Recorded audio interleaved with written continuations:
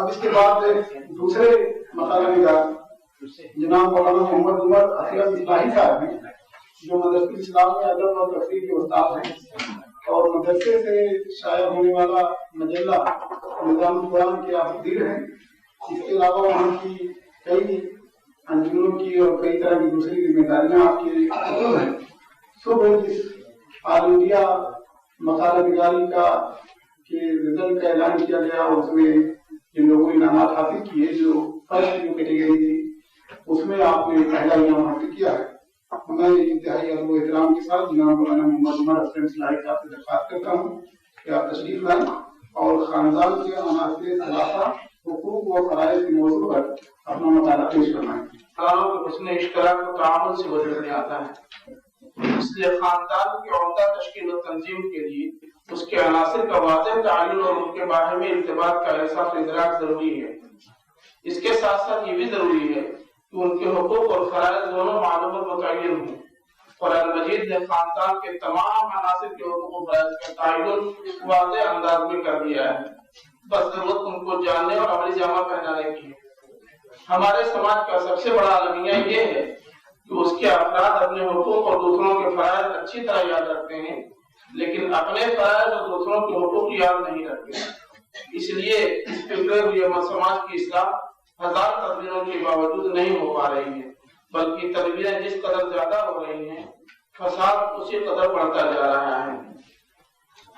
مرض بڑھتا گیا جو دوا کی، عمل کا یہ الٹا اثر الٹے انداز فکر و عمل کا نتیجہ معلوم ہوتا ہے۔ بھلا یہ کیوں کر ممکن ہے کہ عمل تو ہم کچھ اور کریں اور نتیجہ کچھ اور نکلے؟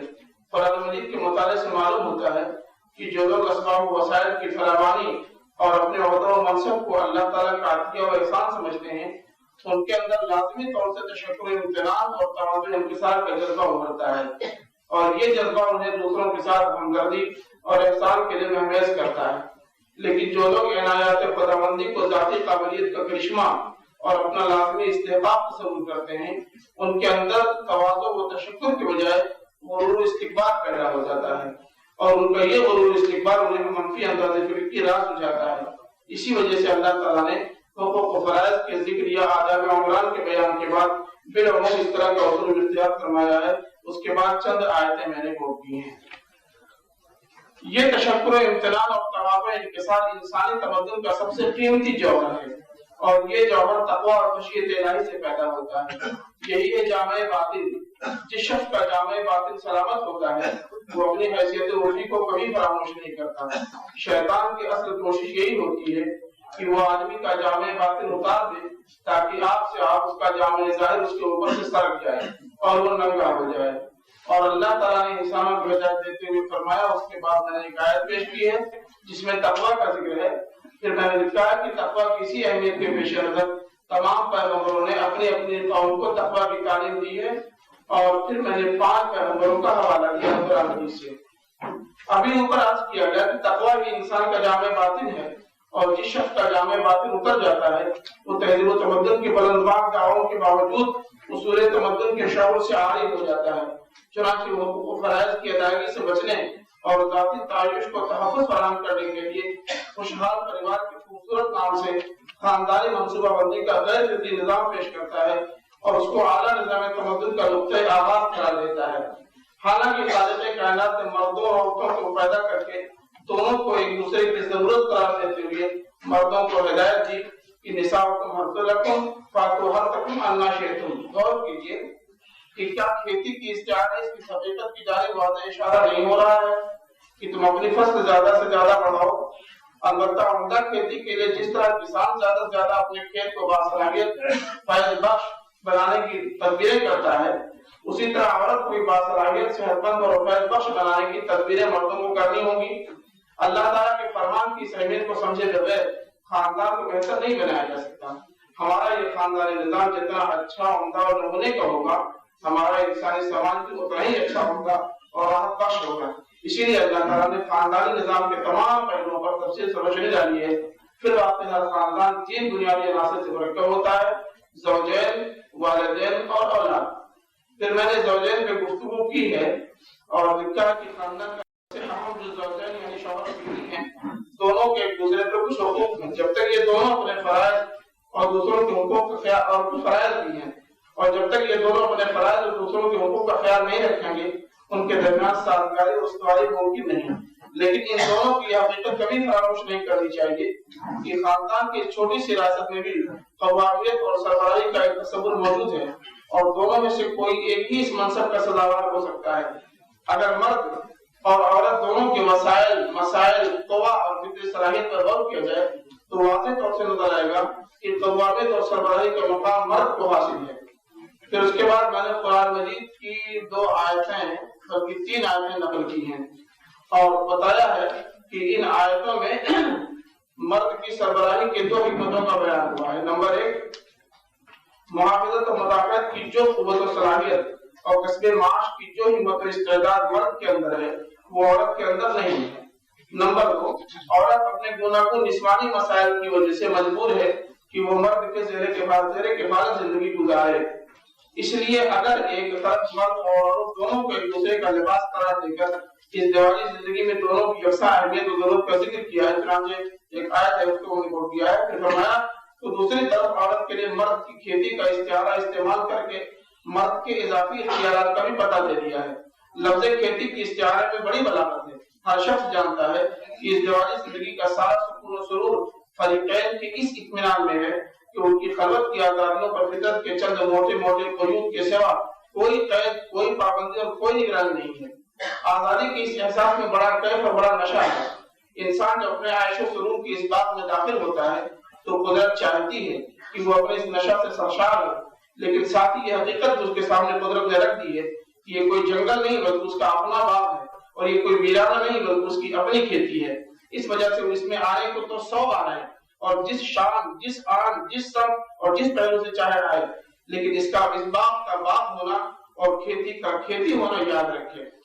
اس کے کسی آنے میں بھی اس حقیقت سے غفلت نہ ہو۔ اپنی کھیتی سے متعلق ہر کسان کی دلی خواہش یہ ہوتی ہے کہ اس سے اسے برابر نہایت اچھی فصل حاصل ہوتی رہے، مناسب وقت پر اس میں ہل چلتے رہیں، ضرورت کے مطابق اس کو کھاد اور پانی ملتا رہے، موسمی آفتوں سے وہ محفوظ رہے، آئند و روند، چرند و پرند اور دشمن اور چور اس کو نقصان نہ پہنچا سکیں۔ جب وہ اس کو دیکھے تو اس کی طرف و شادابی اس کو خوش کر دے، اور جب وقت آئے تو وہ اپنے پھلوں اور پھولوں سے اس کا دامن بھر دے۔ پھر اس کے بعد میں نے نکاح کی حیثیت اور اہمیت کا ذکر کیا ہے، اور اس کے بعد نکاح کی 2 شرطوں کا بیان کیا ہے، پھر اس کے بعد خطبہ نکاح کا ذکر ہے اور اس کی معنویت پر روشنی ڈالی ہے۔ ایک آیت کو لے کر کے اس کے اندر جو حکمتیں ہیں ان کا ذکر میں نے کیا۔ چنانچہ پہلی آیت جو یعنی ناسک اور حکم رضی سے متعلق ہے تو اس میں 4 اہم امور کی نشاندہی کی گئی، لیکن ظاہر ہے کہ مختصر اپنا ممکن نہیں۔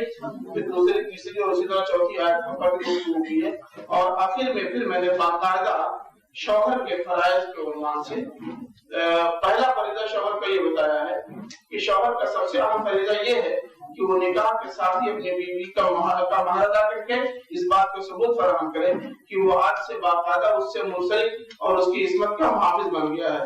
پھر میں نے قرآن مجید کی 3 آیتیں کوٹ کی ہیں، اور اس کے بعد میں نے بتایا کہ قرآن مجید کی ان آیتوں میں مہر کی ادائیگی کی کیا کیا صورتیں بیان ہوئی ہیں۔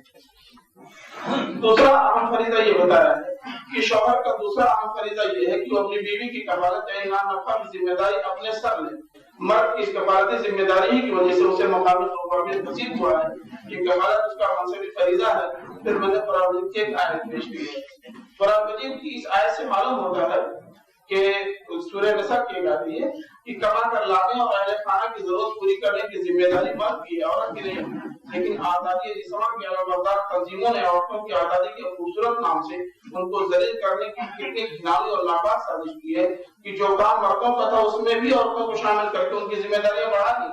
غور کیجیے کہ پورے 9 ماہ تک جنین کا بوجھ ہونے، اسے 2 سال تک دودھ پلانے اور اپنی آغوش شب و روز اس کے لیے بچھائے رکھنے میں تو وہ اکیلی ہے، مرد ان کاموں میں اس کا شریک کار نہیں ہے اور وہ بھی نہیں سکتا۔ اسے ان ذمہ داریوں کے ساتھ ساتھ کمانے کی اضافی ذمہ داری دے کر کیا اس پر مزید بوجھ نہیں ڈالا جا رہا ہے؟ کیا اس طرح اس صنف نازک پر صنف قوی سے زیادہ بوجھ ڈال کر اس کی پور ہستی کو بے دریغ مسلنے کی ناپاک سازش نہیں ہو رہی ہے؟ لیکن ناروں کے سہارے جینے والے مرد یا عورتیں اس حقیقت کو کیسے سمجھیں؟ پھر تیسرا فریضہ یہ بتایا ہے کہ شوہر کا تیسرا اہم فریضہ یہ ہے کہ وہ اپنی بیوی کے ساتھ اچھا برتاؤ کرے، اور پھر اچھا برتاؤ کی میں نے 1 2 3 شکلوں کا ذکر کیا ہے۔ زیادہ تفصیل کا موقع نہیں ہے. اور اس کے بعد ایک اور فریضے کی جانب توجہ دلائی ہے کہ اگر کسی مرد کی بیویاں ایک سے زائد ہوں تو اس پر گفتگو اس لیے چھوڑتا ہوں کہ میرے بزرگ مولانا وسیم ظہیر اصلاحی صاحب کا مقالہ اسی موضوع پر ہے، تو انشاءاللہ کل تفصیل سے اس پر گفتگو ہو جائے گی. اس میں میں نے ایک چیز کا خاص طور سے ذکر کیا ہے کہ حقوق کی متعدد شکلیں ہوتی ہیں، یہ میں نے ذکر کیا ہے اور یہ دکھایا ہے کہ دیکھیے یہ ایک سے زائد جو بیویوں کا ذکر ہے، ایک سے زائد بیویاں رکھنے کا جو ذکر ہے تو یہ خلاف عدل نہیں. اصل میں دشواری بڑی یہ ہوتی ہے کہ ہم لوگ مساوات اور عدل دونوں کو ہم معنی قرار دے دیتے ہیں. مساوات اسلام میں مساوات کی حوصلہ افزائی کہیں نہیں کی گئی ہے اور اب تک جن لوگوں نے اسلامی تعلیمات پر اعتراضات کیے ہیں وہ سب مساوات کے حوالے سے، عدل کے حوالے سے آج تک میرے علم میں کوئی ایک اعتراض نہیں گزرا ہے. تو میں ایک چھوٹی سی مثال دے دینا چاہتا ہوں، اجازت. ایک امریکی خاتون، مجھے نام اس وقت نہیں یاد پڑ رہا لیکن میں نے کسی رسالے میں باقاعدہ پڑھا کہ وہ جب مسلمان ہوئی وہ صحافی خاتون تھی تو باقاعدہ ان سے ان کے صحافی رفقا نے ایک کانفرنس کر کے سوال کیا کہ بھئی آخر تم کس چیز سے متاثر ہو کر کے مسلمان ہو گئے؟ تو اس نے بتایا کہ میں اسلام کے نظام عدل سے متاثر ہو کر مسلمان ہو گئی. تو لوگ ہنس پڑے، کہنے لگے واہ، اسلام ہی میں تو عدل نہیں ہے اور اس کے نظام عدل سے تم متاثر ہو گئی. اس نے ایک بڑا اچھا سوال کیا تھا. اس کے بعد کانفرنس پر خاص سوال یہ کیا کہ میرے بھائی آپ جانتے ہیں کہ ہر عورت کو ہر مہینے کچھ دن ایسے ہوتے ہیں اس کے کہ ان میں وہ اپنے شوہر کے لیے اویلیبل نہیں ہوتی. یہ آپ جانتے ہیں کہاں جانتے ہیں کہ اگر اس دوران شوہر کو بیوی کی ضرورت ہو تو کیا کریں؟ اور آپ مجھے بتائیں کہ کون سا مرد ہوتا ہے جو مہینے کے کسی ایک دن بھی اپنی بیوی کے لیے اویلیبل نہیں ہوتا؟ میں اس سے زیادہ گفتگو نہیں کرنا چاہتا. میں نے اس پر حقوق کے سلسلے میں حق عروس، حق شباب، حق قوت وغیرہ کا ذکر کرنے کے بعد قرآن و حدیث سے دلائل دیے ہیں. پھر بیوی کے فرائض. اچھا دیکھیے میں نے فرائض کا ذکر کیا ہے، حقوق کا ذکر نہیں کیا ہے. میرا اپنا خیال یہ ہے کہ جو شوہر کے فرائض ہیں وہی بیوی کے حقوق ہیں اور جو بیوی کے فرائض ہیں وہی شوہر کے حقوق ہیں. اس لیے میں نے تمام فرائض کا ذکر کیا. بالعموم حقوق کا بیان کیا جاتا ہے، فرائض کا نہیں، اور میں فرائض کے بیان کر کے حقوق چھوڑ رہا ہوں. ہم فرق نہ کریں گے تو انشاءاللہ حق ملے گا. بیوی کے فرائض میں پہلا فریضہ یہ ہے کہ وہ اپنے شوہر کے ساتھ اپنا رویہ درست رکھے اور پھر اس کی میں نے تفصیل بنائی. دوسرا فریضہ یہ بتایا ہے کہ وہ شوہر کو قوام سمجھ کر دل سے اس کی اطاعت کرے. شوہر کا حکم خوشدلی کے ساتھ مانے، اچھل کی اسے اپنی پسند اور ناپسند کے اظہار کا بھی پورا ہاتھ ہے بالکل مختصر کر رہا ہوں. اور اگر کوئی مانے نہ ہو تو اس کا اظہار کرنا بھی چاہیے اور شوہر کو بھی ممکن حد تک اس کی رعایت کرنی چاہیے، تاہم وہ اپنی پسند اور ناپسند میں شوہر کی پسند اور ناپسند کو ترجیح دے، البتہ غیر محرم میں شوہر کے اطاعت بالکل نہ کرے. تیسرا فریضہ ہے کہ وہ شوہر کے بات میں خیانت نہ کرے اور پھر مہارتوں کی کئی شکلیں ہیں بالکل. والدین کے فرائض کا ذکر کیا ہے. اس کا پہلا فریضہ یہ بتایا کہ اولاد کے تئیں والدین کا سب سے اول فریضہ یہ ہے کہ وہ اولاد کی زندگی کی حفاظت کرے اور اولاد کی زندگی سے کھلواڑ جس طرح عہد ماضی سے لے کر اب تک کیا جا رہا ہے مطالعہ بیان نہیں ہے. اور اس کے بعد پھر دوسرا فریضہ یہ بتایا کہ والدین کا دوسرا اہم فریضہ یہ ہے کہ ان کی تعلیم و تربیت کا اہتمام کریں، انتظام ہی نہیں اہتمام کریں، تاکہ وہ اس دنیا میں بھی باعزت زندگی گزار سکے اور آخرت میں بھی فائدہ برآمد ہو سکے. پھر میں نے آیتوں کے ذریعے سے اور بعض پیغمبروں کی تعلیمات کے حوالے سے اپنی بات واضح کرنے کی کوشش کی ہے. تیسرا فریضہ والدین کا یہ ہے کہ وہ اولاد کے بالغ ہونے کے بعد ان کی شادی کر دیں تاکہ وہ پاکیزہ معاشرتی زندگی گزار سکے. حضرت شعیب علیہ السلام نے اپنی بیٹی کے لیے، دیکھیے حضرت شعیب علیہ السلام کی بیٹی نے جو بات کہی تھی کہ یا ابتی استاجر ہو ان خیر من استاجرت القوی الامین. میرا اپنا خیال یہ ہے کہ اس کے اندر بیٹی کا یہ اندیا بھی شامل ہے کہ وہ اس کو بحث شوہر پسند کرتی ہے. میں نے اس پر جتنا غور کیا ہے مجھے اپنے اس رائے پر اطمینان ہوتا گیا. یہ اور باتیں کہ کہیں کوئی دلیل نہیں مل سکی ہے، اس پر غور کرنا چاہیے، اپنی ایک میری رائے ہے. ورنہ ایک شریف خانوادے کی ایک نوجوان لڑکی کسی نوجوان اجنبی آدمی کو دیکھ کر کے ہمت ہی نہیں کر سکتی کہ اسے گھر میں رکھنے کی سفارش کر سکے. اگر کرے گی تو اس کے بارے میں تاثر دوسرا ہو جائے گا. یہ میں سمجھتا ہوں اس لیے وہ قرآن نے نوٹ جو کیا ہے کوٹ کیا ہے تو وہ انڈیا کے طور پر کوٹ کیا ہے.